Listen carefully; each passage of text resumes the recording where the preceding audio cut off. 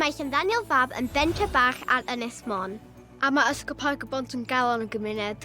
Mae'r ardal yn enwog am Bryncelli Ddu. A Phlas Du anferth Plas Newydd. Da ni'n edrych ymlaen yn fawr iawn i gystadlu yn Carol yr Wyl. Enw ein can yw Yn ôl i'r goleuni. Mwynhewch! Nadolig llawen!